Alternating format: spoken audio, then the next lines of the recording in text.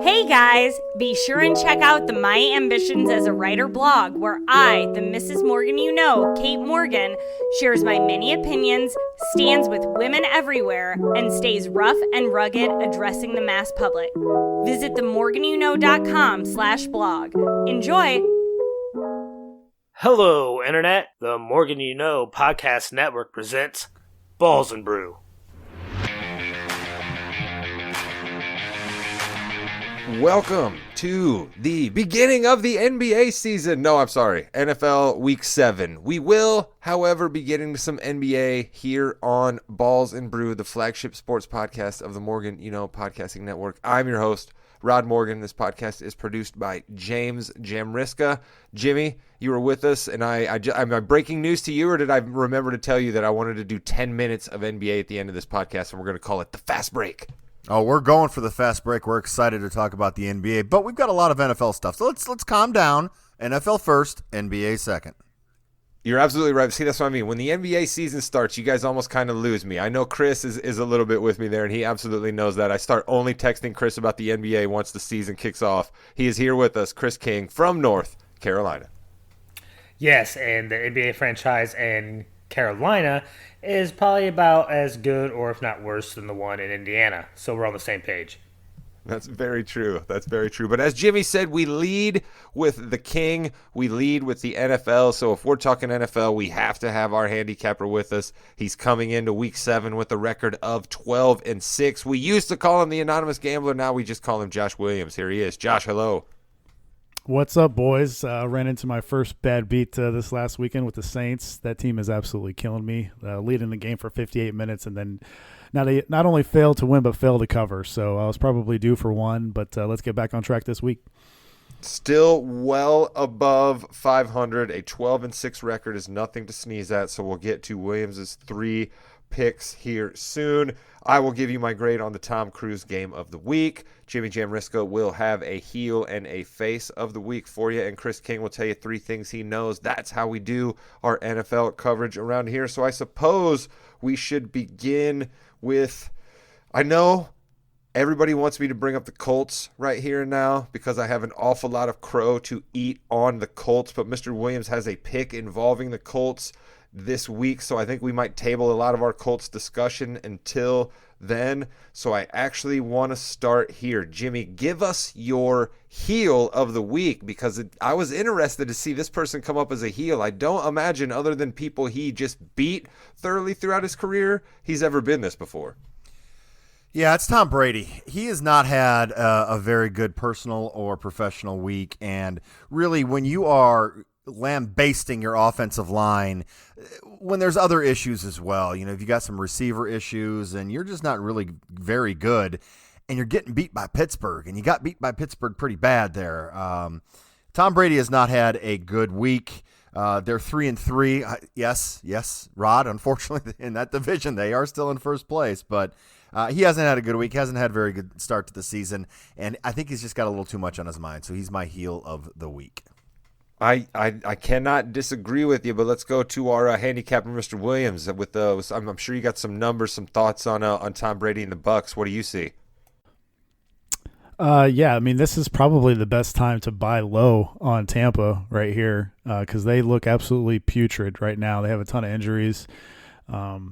Nobody saw that coming, losing to Pittsburgh, but then again, nobody saw Brady going out Friday night to Robert Kraft's wedding and missing the walkthrough on Saturday morning either. So I think if bettors would have known that line probably would have decreased a little bit in the favor of Pittsburgh. But yeah, Tampa's not looking good right now. But like I said, it's probably a decent time to buy low on them right now. So you ultimately believe in their talent, and you believe in a little bit of what I think Jimmy was hinting at there with 3-3 and in that terrible division. You think that, come December time, Tampa's going to have something to say about this, and if some of their guys come back healthy, we should expect a different team. Is that what I'm hearing from you here? Yeah, once they get their pass catching crew back, and if they could ever figure out the tight end position, maybe possibly he convinces Gronk to come out of retirement, that would be huge. But yeah, I still think they win that division. Still think they get a home playoff game, and they'll be tough in the playoffs once that comes around. All right, I like how we mentioned the receiving core there, Jimmy. We are going to save your face of the week for a little bit later. Again, we had another tease there for the folks. So let's go to one thing that Mr. King knows, because it involves a wide receiver who is coming back to play for the first time this year. Chris, why don't you tell us one of the three things you know this week? Yeah, it's Thursday night. That's when we record, and DeAndre Hopkins is making his debut this season tonight. And let me tell you something. I know that D-Hop knows how to make a hype video. Have you guys seen this hype video that he released? I think it was late yesterday before he made his debut today. It was on point. It had Snoop giving out some quotes at the beginning, and of course, LL Cool J as the background as the background music.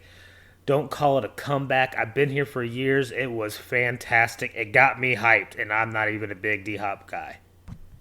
Nice. Anytime you give me some LL Cool J and then some wisdom Right? from Snoop Dogg, football coach Snoop Dogg, right? Like he's a Pee Wee League legend, I believe, as a head coach. That Snoop Dogg. His offensive schemes were things we'd never seen before. So no, I need to check this video out though. Now I'm intrigued to see it, even though he's already made the comeback. I still would like to see the video about the comeback because you described it so well. Yeah, and I don't know if he's going to help Arizona in that offense or whatever they're trying to do out there, but it can't hurt. And if nothing else, he's bringing the hype, which means bringing viewers, which the NFL loves.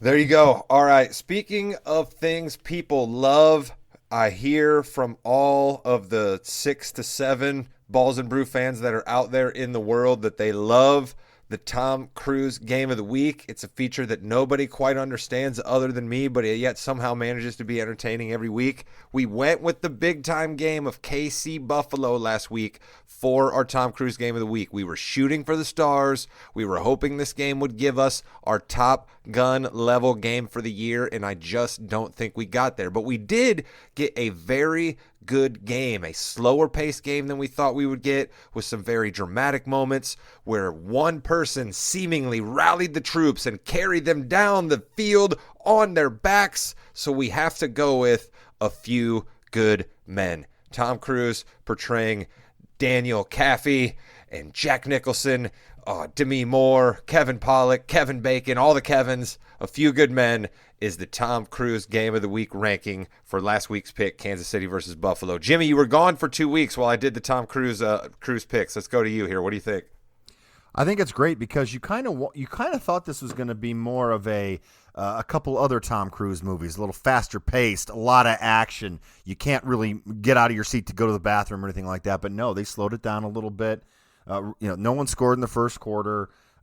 Tied going into the fourth quarter, and just really solid. You didn't really want to move because at any time something could happen.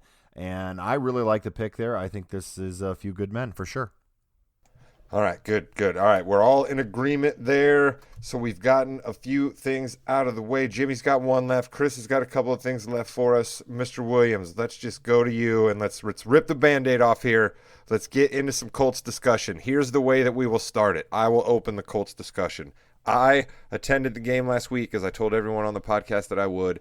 My buddy Dax Storm, shout out to him. He had the tickets for me. He does not live far from the Luke, so we were at Dax's house, enjoying a couple of libations there, walking over to Lucas Oil Stadium, having a couple of libations.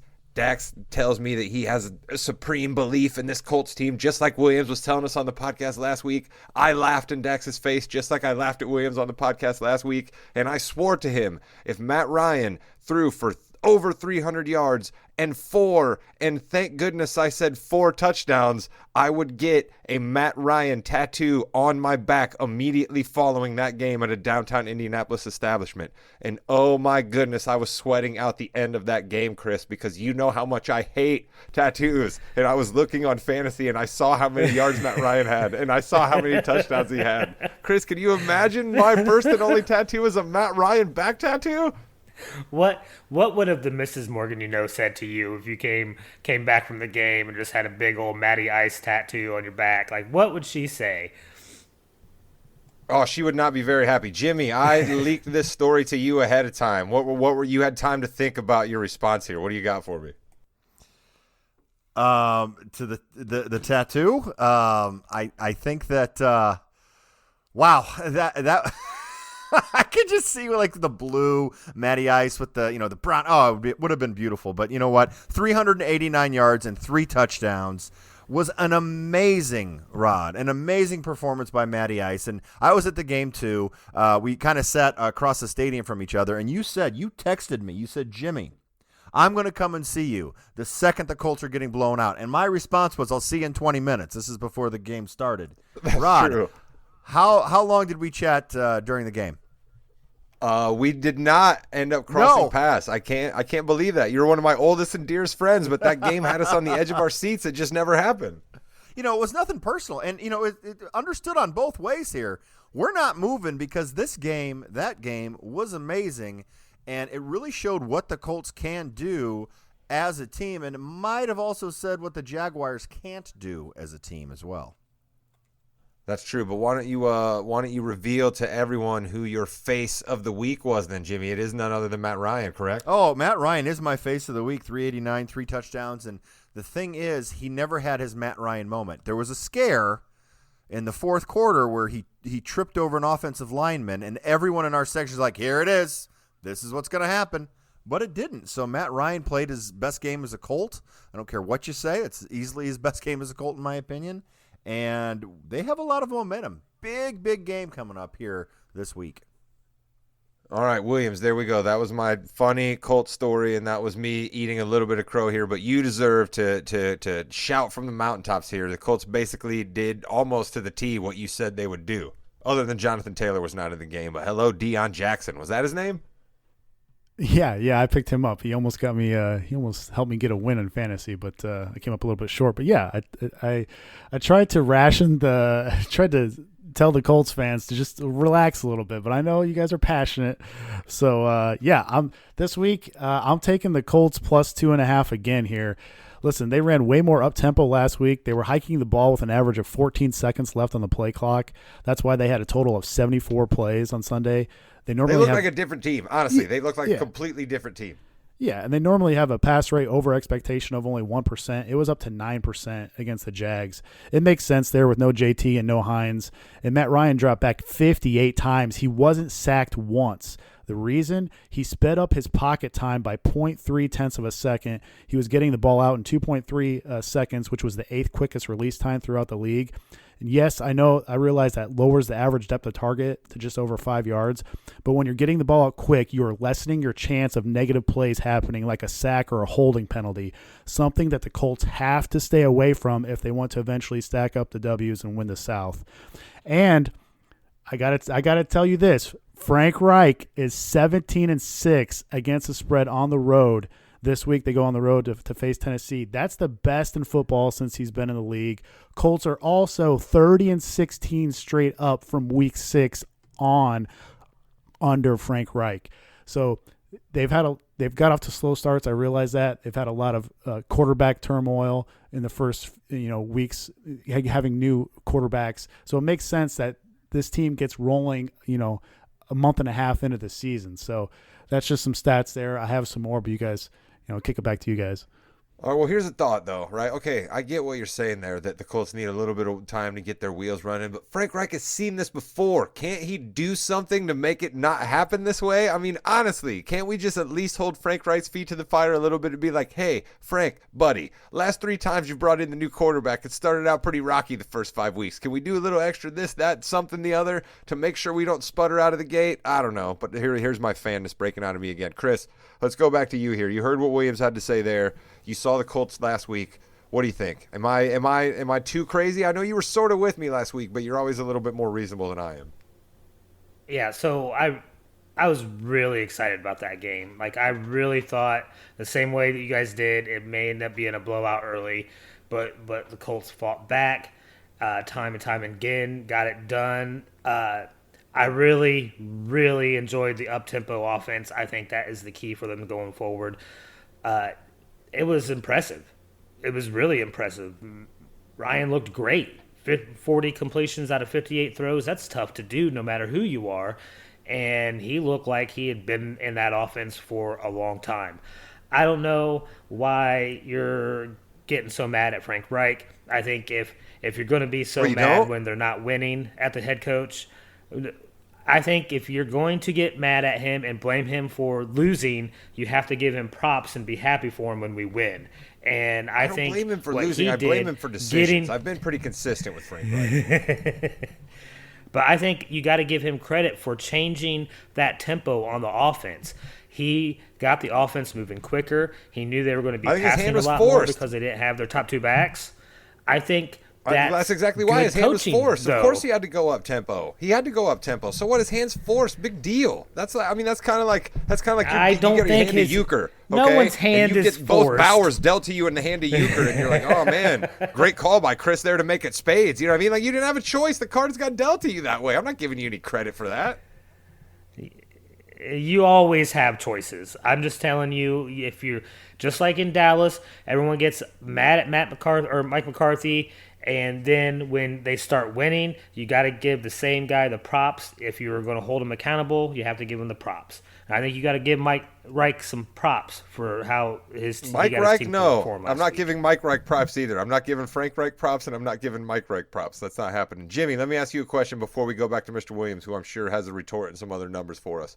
I thought that defense was fast and quick and hard hitting, and we didn't quite even have all of our guys. Did it look the same to you from over on the other side of the stadium? It did. They didn't give them anything. Etienne, they had no answer for Etienne, and I don't know why. Jaguars made a lot of mistakes there, but the defense was hard hitting. They stayed, especially the ends there. They stayed home, which was very important, especially on that option play that basically sealed the game for it. So yes, quicker. They were motivated, and you got to give them credit. When your offense is on the field for as long as the Colts were, your defense can rest up and play to the best they can. That's the big thing there.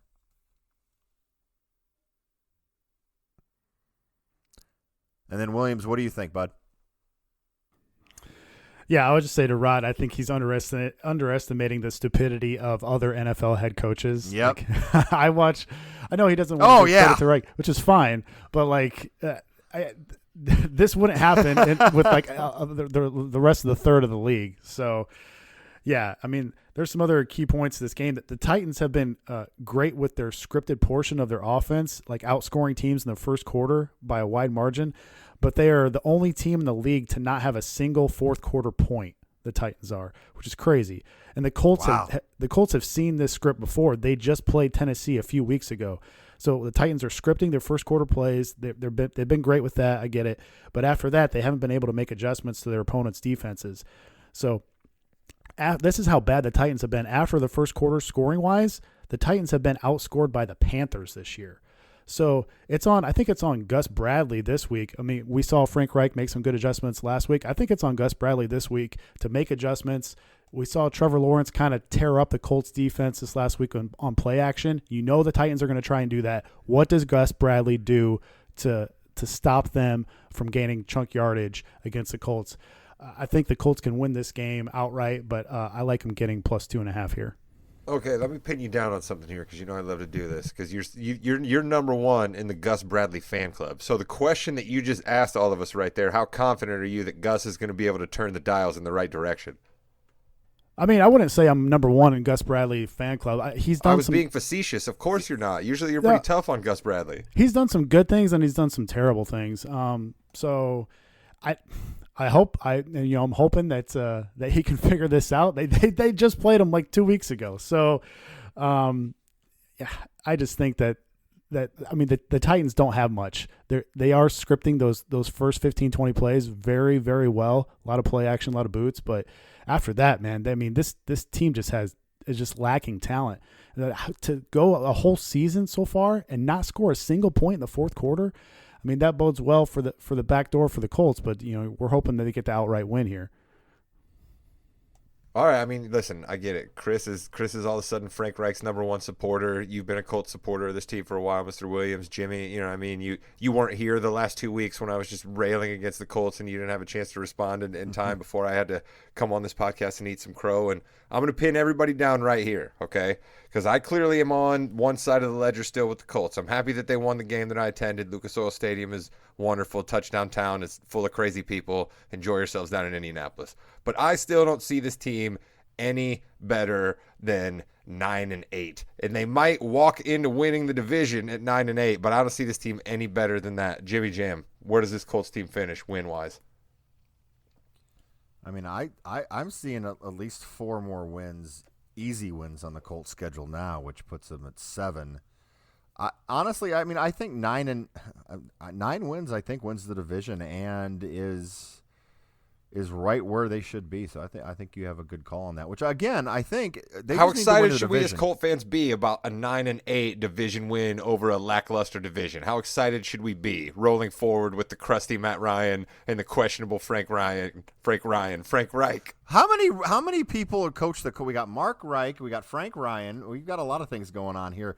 But listen, Colts have a pretty tough schedule coming up with the Patriots, Raiders, and Eagles after the Commanders there. So and they got the Cowboys, Vikings, Chargers. They've got a tough schedule now. The Giants are tough as well. Go Giants! Yeah, they've got a tough schedule. So I think 9-8 right now is actually pretty good. Williams, what do you think? Jimmy, you're a smart man for copying me. Thank you. Well, I mean, here's the thing: of like, other than the top 3 teams in all of football, I mean, you could argue that there's going to be a ton of teams in that 8, 9, 10 win range. So let's say they outperform. Let's say they finish 10-7. That could be the 3 seed in the AFC. You get a home playoff game. You have a good rushing attack, which they match up well against Buffalo and Kansas City, the 2 best teams in the AFC. I get that they would have to go on the road for those games, but they match up well with those teams. So we said this last year. If they just get in the playoffs, man, just get in the playoffs and let's see what happens. We saw that with Cincinnati last year. We saw that with the Rams. You never know what can happen. I think the Colts, hopefully, can get their shit together. So are you calling one above us? Are you calling one above us? Are you calling the Colts 10-7? I hope that they go 10-7. Yeah. All right. You continue to be a Colts cheerleader, and I appreciate the consistency out of you, Williams. Mr. King, you're a true blue Colts fan like me, except when the Cowboys are involved. What do you got? Okay, so the NFL is a bit weird this year. It really seems, other than like maybe a couple teams, that anybody can beat anybody. You got like the people like the Vikings that are 5-1 that no one really believes they're a good or great team. The Giants. 1 loss. No one really believes they're a good or great team. In fact, there's only 4 teams with a winning record in the NFC. There's somebody on this podcast that believes they're a great team. I can't believe you would say that about the Giants. Then you have teams like the Titans and the Colts, 2 of the 6 teams with a winning record in the AFC, and they are playing for a division lead this week, and they are 2 teams that are outscored by their opponents.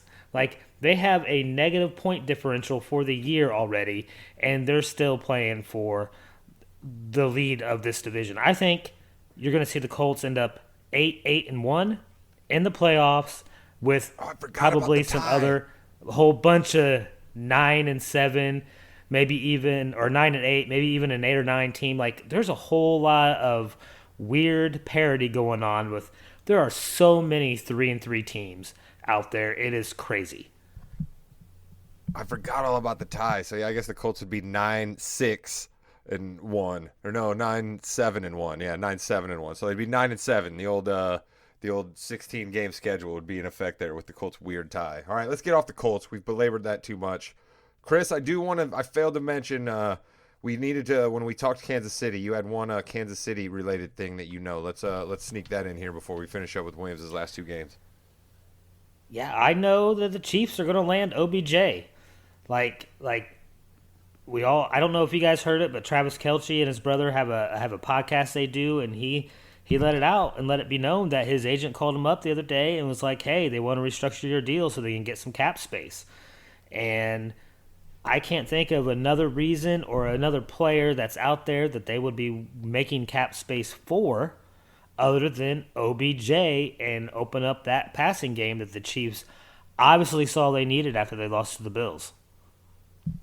Mr. Williams, does OBJ help the Chiefs? Because last year you were skeptical of his help for the Rams, and then he did help the Rams, but then he got hurt again. So I'd imagine that this is maybe just a name more than actually a lot of help for the Chiefs. What do you think? Well, I'm not sure if he even comes back and plays this year. I mean, I thought the injury was severe enough that I mean, he might be back in January. I mean, that's not leaving that much time. So that's tough to come back from those types of injuries. So also I heard that the Vikings really wanted to get him too. So the Vikings and Chiefs be battling out for OBJ. That'd be interesting. But but then that's Kirk Cousins versus Mahomes. I mean, if you're OBJ, which one are you going to go to? Yeah, we'll see.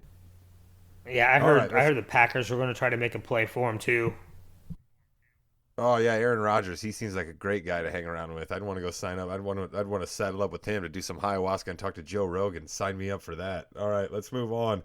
Let's go to Chris's other team, the ones with the stars on their helmet, the Detroit Lions. Chris called them the most exciting team in football and absolutely cursed them. They're now taking on his team, the Cowboys. Mr. Williams, what do you got for us? Yeah, this is a system play here, man. I'm going to go with – Chris isn't going to like this. I'm going to go with Detroit +7. I've got a few things here. When teams are coming off a shutout loss as a dog the previous week, they're 58% against the spread. That's what Detroit is doing here.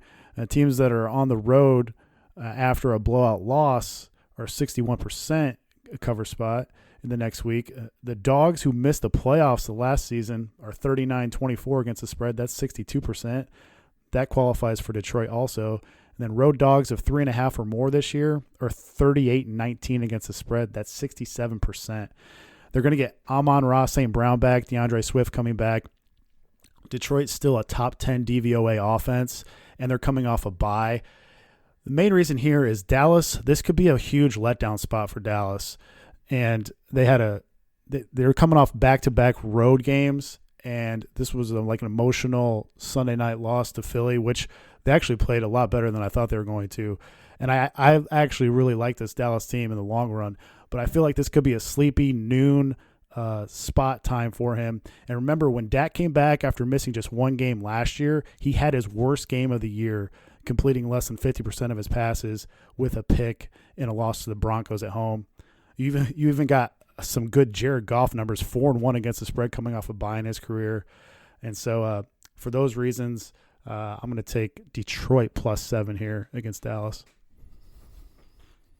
Chris, you go. This is your squad. Is Dak coming back? Is that who's playing in this game? Yeah, he's coming back. He's going to play. Listen, as a Cowboys fan, I'm a little bit nervous about playing Detroit. They're coming off a bye. That's 2 weeks for them to prepare. We had a real emotional, kind of a letdown game against Philadelphia, division rival. You have the number 2 offense in Detroit coming in to this game after a bye still, and they're still the number 2 offense in the NFC. And going up against the number 2 defense in the NFC, the Cowboys, that's an interesting matchup. I think that number is way too high for Dallas to be a 6-point favorite. Besides that one Patriots game, Detroit's been in every single game threatening to win or extend the game. So I see it much closer, and I hope the boys come out on top. Mr. Williams, you care to retort back to Chris? I love it when you two guys get going back and forth, especially on the Cowboys. Yeah. That's when I don't have to be involved. Yeah, no, I just have Detroit's actually getting 7 in this game, but there's actually a thing called luck metrics here. There's 9 different metrics that go into these things: the strength of schedule difference, estimated wins versus actual wins, record in close games, adjusted games lost by injuries, fumble luck, sack luck, turnover margin, time led percentage versus record. All those go into this luck metric. When there's been a team that's separated by 16 or more in the luck rankings, that team that has been unlucky is 14-2 against the spread this year. That's 88%. Dallas is 28 spots luckier than Detroit this year in those certain categories. So that's another reason why I like Detroit getting 7. Also, to go back to that Colts game, the Colts 18th unluckiest team, so about average, but surprise, we've talked about this year after year. The Titans, the second luckiest team in the league. What's that difference of? That's a difference of 16. And that's another reason why I like the Colts +2.5. So all 3 of my picks this week have the luck rankings factored in. We're rooting for regression to the means for the luck factor. Jimmy, did you speed up Williams' audio there when he was describing what goes into that? He sounded like the Micro Machine Man, didn't he? He did. He just knew that you didn't want him to talk more positive about the Colts, so that's why he went that fast. He did kind of backdoor another little Colts nugget. Yeah, he did. Yeah, he did. Williams' circle back is one of those things we're going to have to add to the Balls and Brew drinking game. When Williams says, let me circle back, that's another thing that has to go to the drinking game. All right, Jimmy, you got anything for us on Lions, Cowboys? I mean, the Chris curse, right? Should we address that? I mean, we've had the Chris curse with a few other things, and he certainly he put the kibosh on the Lions. They were real exciting there for a bit. There is nothing better than the combination of the Chris curse and Dak Prescott coming back for the first time in weeks. The best story here, Rod, is if Dak does not have a good game. And what happens? The Cooper Rush chants are going to start, and it's just going to be chaos, and we love chaos in Dallas. So I think the Cowboys are going to win, but I don't think Dak's going to have a very good game. I'm probably with you. I think they could easily just sit Dak out for a little bit longer here, right? If you were to tell the Cowboys after Prescott went out that they were going to be sitting in this position, they'd be absolutely fine with it, especially with they got your Bears on the schedule here real soon, don't they, Jimmy? I mean, come on, that's another bye week. There you go. Gotta love it. Yeah. All right. Let's get Williams' last pick here, and then Mr. King has one thing for us. You know what, Chris? Why don't you start out with your thing here, and then we'll get Williams the handicapper after you give us the thing that you know based on our final game this week. I know the Jets are a pretty good team, and not by like Jets standards, but like normal NFL team standards. I mean, this is a team that has a very young core group, both on offense and defense, and they're really starting to come into their own. They're playing really well. They know their identity as a team now. They realize that, hey, we got to run the ball, we got to control the line of scrimmages, and that's what they're doing, and they are winning games. It's if you're a Jets fan, you got to be happy. And, of course, now we will get the Chris curse, and they'll go out and poop down their leg and be back to the old Jets again. Thank God you brought up the Jets, Chris. I ban you from saying anything about the Giants for the rest of this year on this podcast. You are not allowed to have an opinion on the New York Football Giants. Do you understand me? You will not be putting your Chris voodoo juice on my one futures bet that looks good. You won't do it. All right, Mr. Williams, so there we go. See. Jets are taking on the Broncos, who have just looked like a fabulous football team here in successive weeks. So I'm interested to see. I imagine you're going with the Jets Jets here, but maybe you're going to do one of your weird Williams against the public things here. What do you got? You know it, man. You know it. Correct. I hope Chris just jinxed the hell out of the Jets here because I'm taking Denver +1. You can find +1 on MGM. They're -1 everywhere else, but you can find them +1 on MGM. Listen here. You want to talk about luck? Let me tell you about the Jets. They beat Trubisky and Pickett in his debut in another miraculous comeback. Pickett threw 3 picks in that game. They were down by double digits in both of those fourth quarter comebacks. Where they also beat the Brissett by 1 point when they were losing to Cleveland by like 13 with like 2 minutes to go. They got an onside kick. They beat Skylar Thompson last week. Breece Hall feasted on a bad Packers rush defense. The Jets beat the Packers. When they beat the Packers, they scored on 2 trick plays, a special teams touchdown, and they blocked a field goal. I mean, that's pretty lucky there. Wilson had a negative .4 EPA per dropback. Over the last 3 years, Zach Wilson has a bottom 3 EPA rating out of 70 quarterbacks. And the Broncos D is playing fantastic right now. Zach Wilson, he's not doing anything to help the Jets win. Under pressure this year, he's 4 for 23 for 49 yards, 0 touchdowns, 2 picks, and a 17% turnover-worthy throw rate. Broncos are first in pass defense DVOA, first in yards allowed per pass.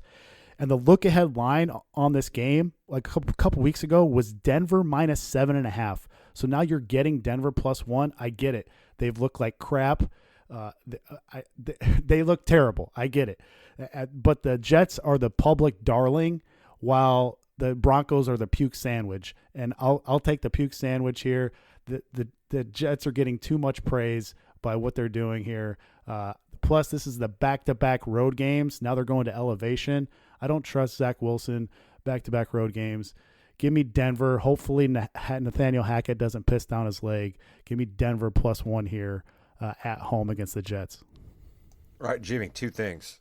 Make sure you cut out audio of Williams saying, "I'll take the puke sandwich." All right, make sure we cut that out That's as a kinda drop for gross. future use. Yeah. All right. And number two, I want to let the listeners in on something. Jimmy, you back me up here. I do not know which way Williams is going to go on his picks before we do the show. I only know which games he has a lean on. So I did not know that he was literally going to say the complete opposite of what Chris said after he did there. That was some podcast gold there, wasn't it? I love it, and that is true. As the producer, we do need to get, we have to have a show format, and when Williams gives us that. But Williams, have you watched the other Wilson play quarterback, Russell Wilson, at all?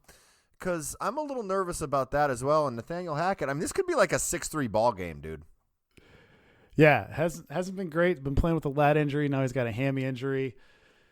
And everyone hates him. Every single person hates him, except for his teammates on the Broncos, until he's not a Bronco anymore. Then they'll hate him. Listen, we got to shout out our buddy Corey Nance, who I know is a huge listener of this show. Shout out to you, Corey. I appreciate it. And he was early on the Russell Wilson hate to Denver. Yeah, he and was. He's getting proven right on this so far, Williams. What? Yeah. Now, wait a minute. To be fair, sorry. Nance hates everything. But anyway, That's go ahead, true. Williams. He does. I'm still not ready to go there officially, just because Nathaniel Hackett is so bad. I feel like that's really tampering with the quarterbacks. And out of all the quarterbacks that switch teams, Russ is actually having the best year out of all of them when you take into completion percentage and what the team's doing. So that's surprising because he's not having a very good year. But it just takes time. I'm telling you, man, it takes time with these new quarterbacks, and everybody wants their teams to do well. We get on Frank Reich for coming out slow, and you're right, Rod. None of you guys get on Frank Reich. I'm the only one that does it. He should, but I'm telling you, this is tough, man. It's just tough with new quarterbacks and new systems. And they've had injuries. They've had multiple injuries. So now Javonte Williams is out. It's going to be tough. It's going to be a low-scoring game, man. That's why I'm backing this Denver D, and hopefully, banking on maybe a pick six from Zach Wilson here. Chris, we've heard a lot from Mr. Williams about luck on this podcast, and he really threw some cold water on your Jets take there. So I feel like I needed to come back to you here. I mean, he's giving you luck, basically. That's what he's trying to give you. Come on, this is garbage. No? There's no such thing as luck. Luck is nothing but preparation meeting opportunity. It tells me the Jets are preparing better than their opponents and taking advantage of the opportunities given to them.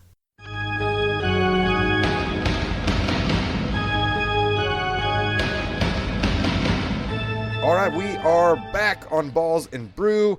Basketball will take center stage on this podcast when football is over. In the meantime, we are going to do 10 minutes at the end of every Balls and Brew. We're going to call it the fast break. Jimmy and I and Chris, like the NBA, we watch a little bit more of it than Mr. Williams, a lot more of it during this time of year when Mr. Williams is really crunching out all of his football numbers, so he doesn't join us for this segment. But here is what we are going to do. We are going to give you our NBA preview here, right? We've seen a few games kick off, so maybe that's coloring a few of our thoughts here, but we want to get our predictions sure to be wrong out there for everybody before the season is over. But I want to start everything this way. Jimmy, do you believe that the Victor Wembanyama hype will be good or bad for the NBA regular season? I think listen, any controversial subject is good for the NBA. Let's just be honest, because it's going to get people talking about it. I think it's going to be good for the regular season, mainly because there's only a few select teams that are going to actually go. We're not talking 15 or 20. We're talking 7 teams that are going to go for it. And the rest of the teams don't really need to go for it because of draft pick situations and wanting to win. So I think it will be good for the NBA this season because those teams that are bad are still going to be able to be talked about. All right, Jimmy, I agree with what you're saying there, but I also sort of disagree on one hand. Chris, don't you think that we're going to end up seeing far more teams trying to throw their hat in the ring than we anticipate right now? Like, I think Jimmy's being a little bit Pollyannish, thinking that so many teams actually want to make the playoffs. I'm not so sure about that. I wonder which side you come down on. Yeah, tanking's a real problem in NBA, and I think you're going to see a lot of it this year. And it's going to be tough for some teams who want to take, but they're going to end up in that play-in game, and that's because the NBA has expanded to the playoffs or whatnot. But I think you're going to see more obvious tanking this year than we have in the past, and I think it's going to be more teams. I mean, the Pacers are a team that's probably looking to tank, and that's a team that's been notorious for never attempting to tank. Like, what, we got our lowest draft pick last year since 1987 or something like that. So Yeah. it's rough for a lot of NBA fan bases out there because they are going to have to endure some bad basketball over the course of the season for a chance at a kid who I'm not sold yet that he's going to be the next great thing. How dare you be the first person to get that takeout? Man, I so wanted to be on that island with you, and now you're the first person to stake that island. We're not going to talk about Victor Wembanyama here. Jimmy, I think that oftentimes, right, the truth lies somewhere in the middle. So I think you're right that as we stand right now, there's a whole lot of owners that have stars in their eyes. But where we're going to be sitting maybe, and I think even earlier this year, is if we have some teams not looking good after Thanksgiving, there's going to start being some weird plantar fasciitis. There's going to be some guys getting traded that you're like, really? They're trading that guy? Like, I mean, I just think we're going to see some teams say, you know what? We're going to be the first to pull the plug.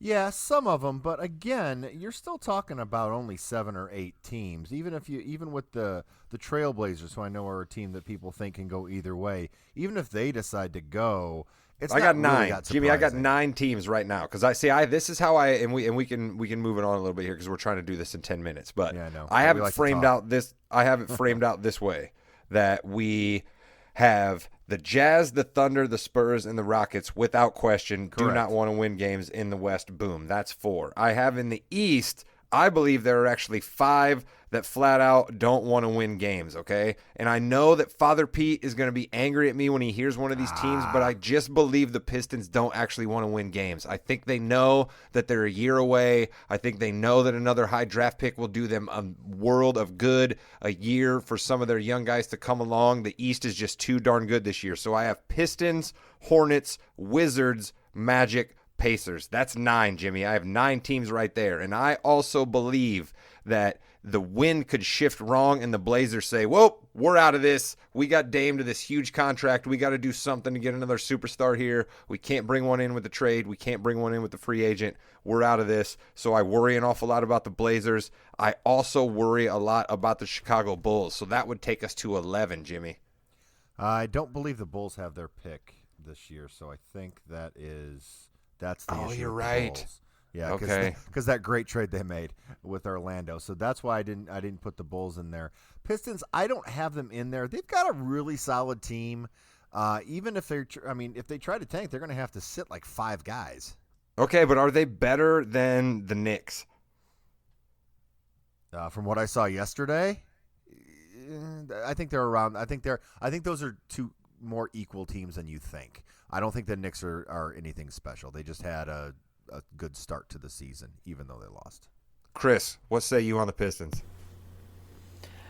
I think they're still a year away. What I'm more surprised about, though, is your guys' lack of faith in the Bulls. I think the Bulls go out and they win a ton of games this year. I think they have a team. Yeah, I think they're going to be not playing in back-to-backs. He hasn't played in the first 2 games already this year. We don't know when Lonzo Ball's coming back. Vucevic is terrible. What Bulls team are you seeing? I'm telling you, I see them as maybe a top 4 seed in the East by the time the year's over. Oh. So here's the thing. Whoa. Vucevic actually had 17 rebounds the first game. That was amazing. He had a really good first game. But the Levine thing, though, Chris, they didn't really mention much about that. And all of a sudden, he's out, and he's out again. Lonzo, we didn't really know much about him until recently. People don't I'm have nervous. faith in DeRozan. DeRozan can still carry a team. No. And he showed, he can. No. He's still got the talent. He's still a legitimate force in the NBA. Well, People yeah. sleep on him every year. He can carry a team. He But can not be a to primary option on a team. Yeah, but you need to have a better second fiddle than Ayo it would be- Dosunmu. Yeah, Dosunmu, who's decent, and Vucevic is decent, but again, they're not a number 2. They're a number 4 and number 5 on a real good team. Wow. All right, so Chris, let me ask you That's this then. Let's go to the East. Let's go to the East then, Jimmy. DeRozan. All right, go ahead. Sorry. Let's go to the East here this way. No, Jim, I don't want to cut you off, but we're trying to do the. We you're told good. the people You're it'd be a fast break thing. So here we go. Each conference, we're going to have our 6 teams that we think are absolutely in. All right, I will go first with the East. I have Bucks, boom, lock them up. Celtics, lock them up. Sixers, lock them up. Heat, lock them up. Cavs, lock them up. And it pains me, it kills me, but I have Brooklyn at 6. Lock them up. Jimmy, give me your 6 lock them ups in the East. I have the same. I don't have the Nets. I have the Heat. I said the Heat. So then you have the you don't have the Nets in place of somebody else. Here's my 4 play-ins. My 4 play-ins are Atlanta, Toronto, New York, Chicago. Yeah, I have the Pistons in the play-in. I really think they're going to do a lot better than people think. I think the Raptors are my in place of the Nets. Sorry, yeah. Oh, okay, because you know what else I could see, because Masai Ujiri is a chess playing kind of guy. I could see them cashing it in if it doesn't go well for them as well. So that's the reason I have them down in the play-in. Chris, who are your top 6 locks in the East? And I guess you're about to tell us. Who did you say? Balls. Yeah. So Bucks, Celtics, Bulls, Raptors, Sixers, and then I'll go Cleveland.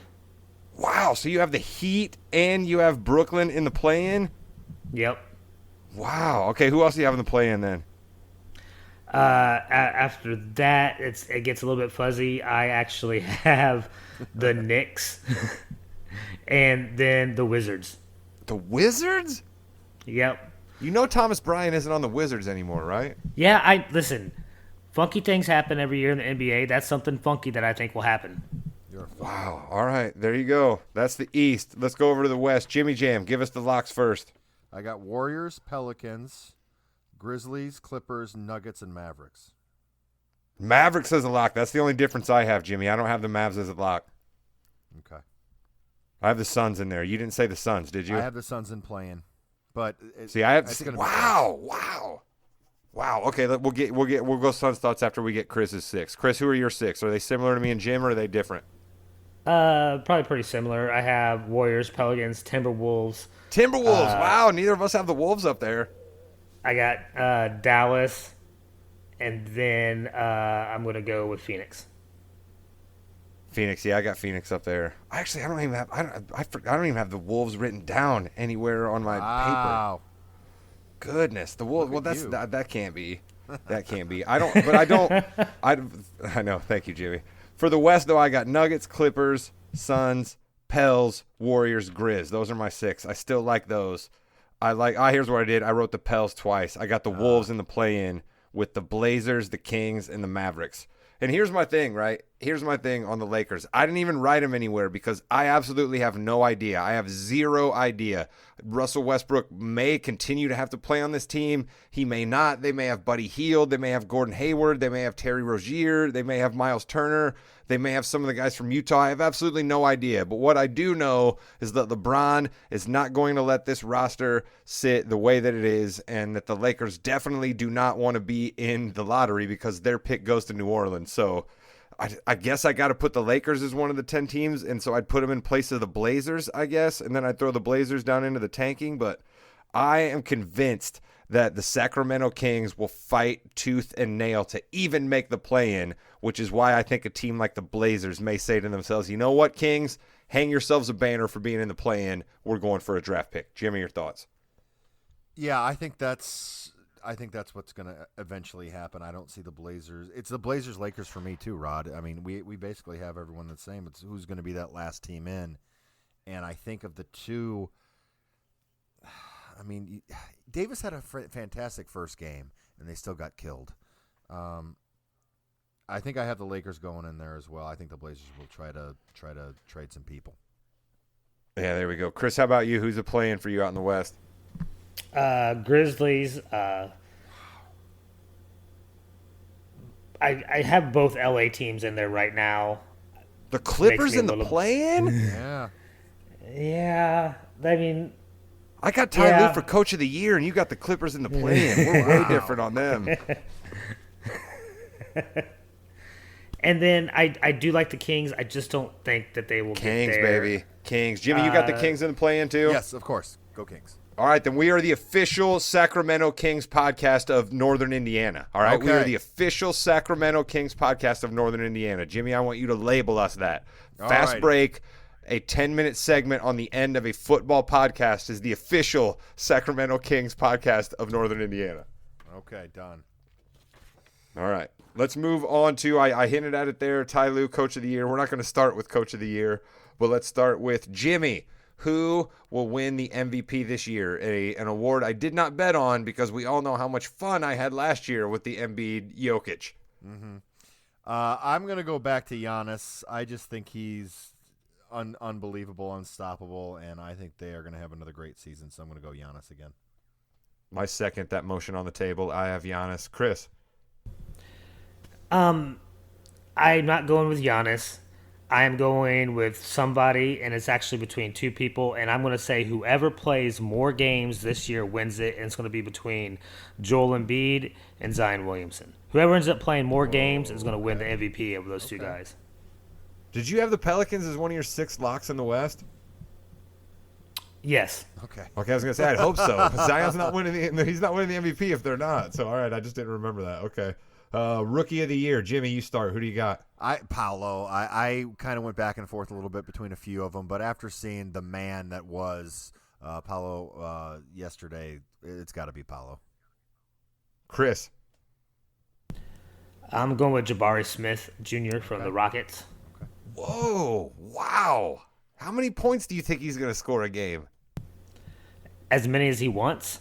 See, I don't know. Nice. Jalen Green, I don't think is going to allow that. Neither's That's Kevin the Porter issue. Jr., who just got himself a new contract. Yeah, an $82 million contract that's like $6 million actually, but it's okay. Hey, but listen, he's going to want to try to hit those incentives so it can be an $82 million contract, Jim. Precisely. I just said it a minute ago. We are the official Sacramento Kings podcast of Northern Indiana. I have Keegan Murray as Rookie of the Year. Of course you do. That's amazing. Yes, and I think that's a really good pick too because he's going to play a ton. They're going to try to get him involved more. Great pick. Chris, we'll start with you this time, and it's your favorite award, Chris. You're talking defense all the time on this podcast. Who's the Defensive Player of the Year?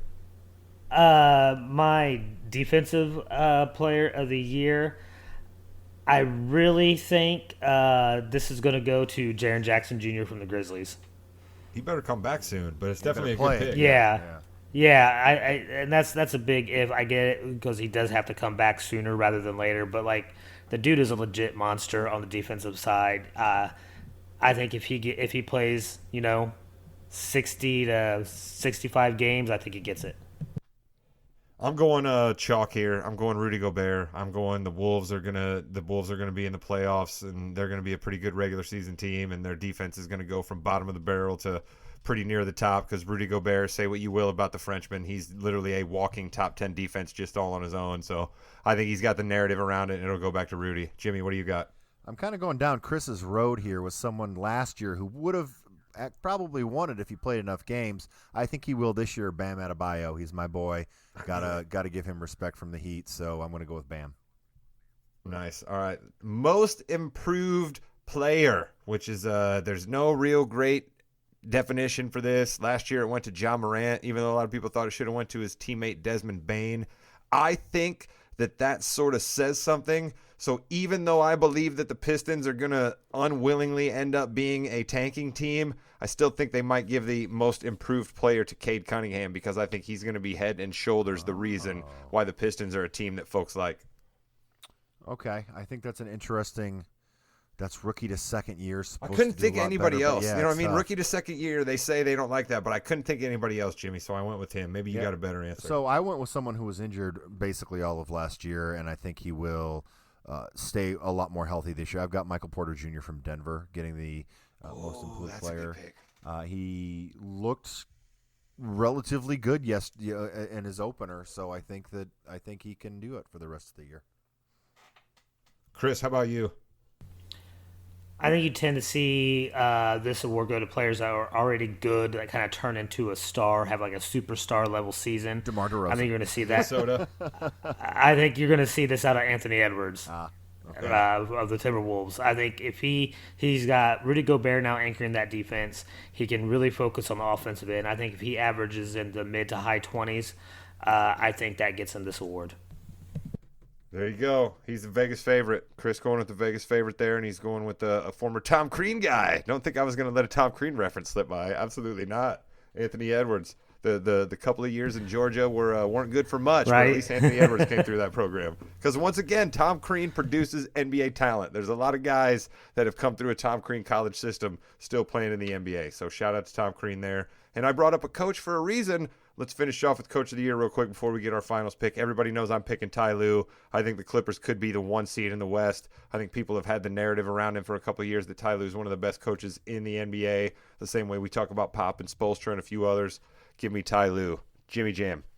I've got Willie Green from the Pelicans. I watched a lot of their opening game, and they've got a great rotation. They've got 3 stars and then a couple of actually, really good players as well. I like that starting team. lineup. So I think they're going to go pretty far. I think they're going to do a really good job. And I've got Willie Green from the Pelicans. I like that team. I like the Pelicans a lot. Chris, who do you got? Okay, I am making a change in my pick right this second, just based on. Change the Look at Chiron. you.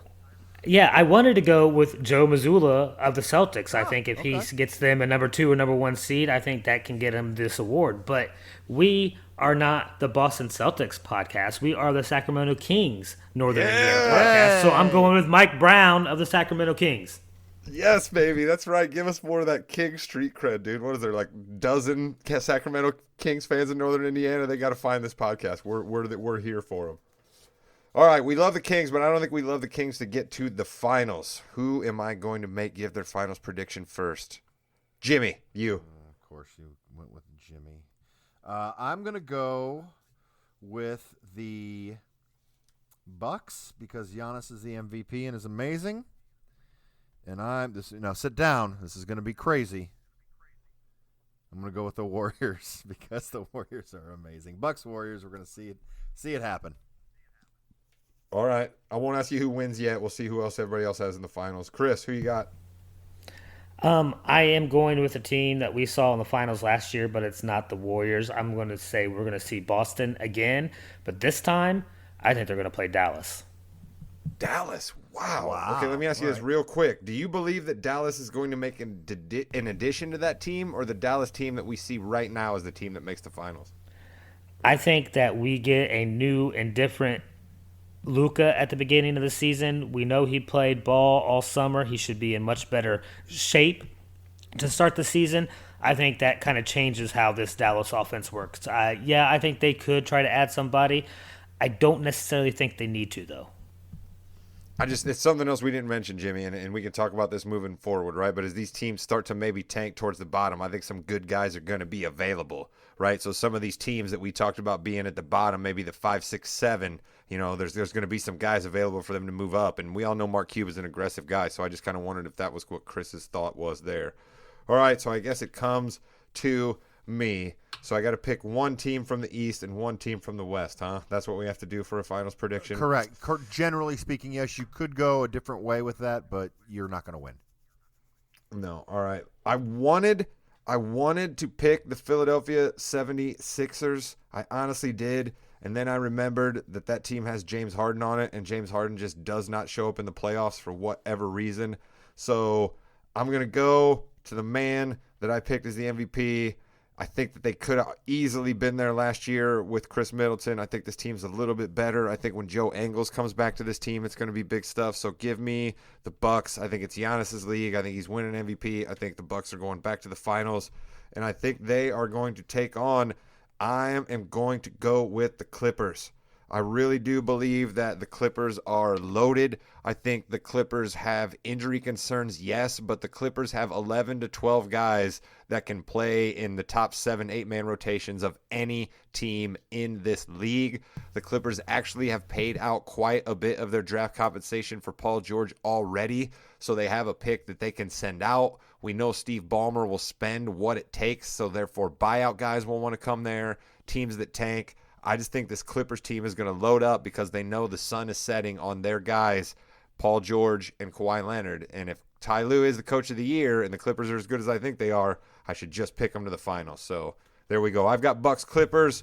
Chris has Celts Dallas, and Jimmy has Bucks Warriors. Who wins, Jimmy? Rod, did you just really tell us that Joe Ingles, you can't wait for him to come back and it'll be a big help to the team? When was the last time anybody has said that about Joe Ingles? the Utah Jazz right before he got injured that season, that things went south for him on the playoffs. Like, Chris, you do this all the time. The NBA is a star-driven league, and that's absolutely right. And I'm not telling anybody that they should go out and get a Joe Ingles jersey and that he's going to come on this Bucks team and take the ball out of Giannis's hand and average 32 points. That's not what I'm saying. But the tough possessions at the end of the year, if the Bucks want to fight for the 1 seed, the playoff possessions that they're going to need in the Eastern Conference Finals, Joe Ingles knows how to run a pick and roll, and Joe Ingles can hit a spot up 3-pointer. That's going to be huge for the Bucks.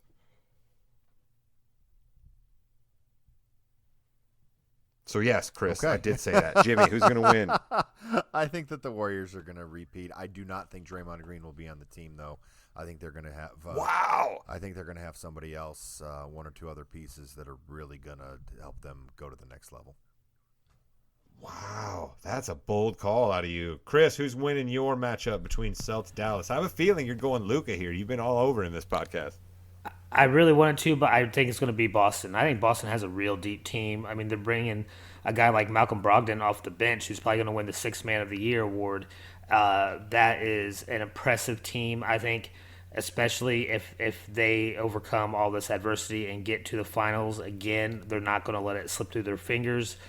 And then I think you get a real coaching controversy starting next year at Boston. I think No, there's Boston no gets it done. controversy. Ime Udoka's never coaching the Celtics again. There's no controversy. he's not coaching the Celtics ever again. I don't know why Especially they if did this it guy way, wins but- I was gonna say, especially if this guy wins a banner. Well, I think he wasn't coaching them even if this guy doesn't make them to the playoffs. They weren't going to just usher Ime Udoka back. I just don't think that's the way this was ending. As nice as I just talked about the Clippers, they're still the Clippers. I'm going with the Bucks. So there you go. I have Bucks. Chris has Celts. Jimmy has Warriors, ending this NBA season as the champ. We'll see how it goes. And we promise Fast Break will be a little bit faster for you, but we had to get our preview stuff out here. So, Jimmy, how do you think our first Fast Break segment went? Not as fast as I know we wanted it to, but we like to talk about the NBA, and we don't get that much of a chance. So bear with us, people.